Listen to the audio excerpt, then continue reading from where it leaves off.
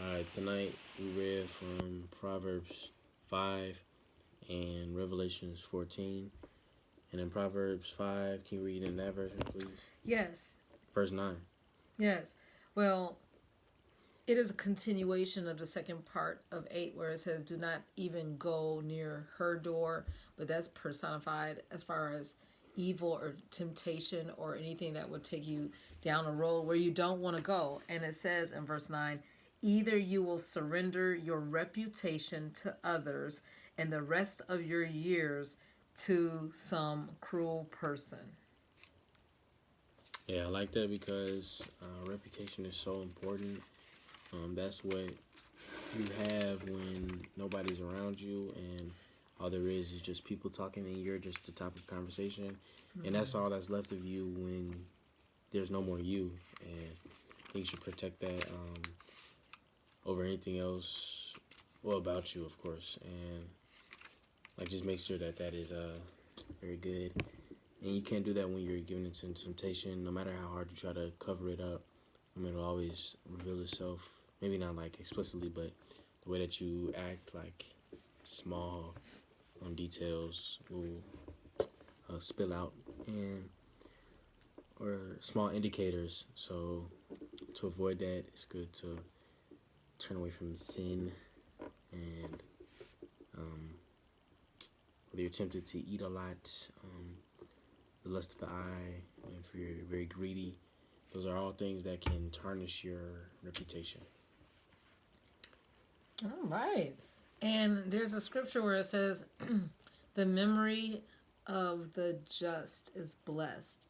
And once you're gone and all people have is that image or the words that you spoke or the actions that you took, you want to make sure as much as possible that you blessed others while you had a chance so that it wouldn't be a stench when they remember you, right? So you want that blessed connotation with yourself. Now, if you get a bad reputation or a negative reputation for doing good because you have enemies in this world, then that's fine because the Lord had enemies. Jesus had enemies. And we're not to be so much a friend of the world, for we're not to love not the world nor the things of the world, for the world loves its own and does not understand what's going on as far as the things of the spirit. So just make sure you honor God and you please him, and he is our only audience. In Revelations 14, talking about the memory of the just and when we pass on, there is a scripture that really spoke to me, and it's in continuation this morning because I guess in the last 24 hours we have experienced the most deaths from this virus. I believe I heard the number 200,000 in one day. Did you hear that? Yeah. We don't know, like I said, what will come of all of this. But if you die in the Lord, right, we know, and I believe that Psalms 115, precious in the sight of the Lord is the death of one of his saints.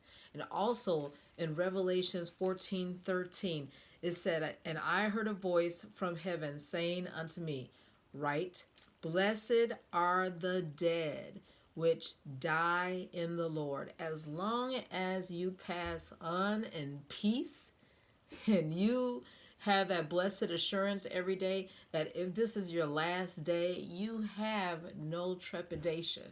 You're going right back to your Creator in the fold of his love. And we have to make sure that we have that type of confidence and that serenity at all times because we don't know what's going to happen. So it says, when they die in the Lord, from henceforth, yea, saith the Spirit, that they may rest from their labors. That's the true peace. When you have given your all, you have worked the work of him who has sent you while it is day, because when the nighttime of your life comes, you can't do it. that's when you rest from your labors, and their works do follow them.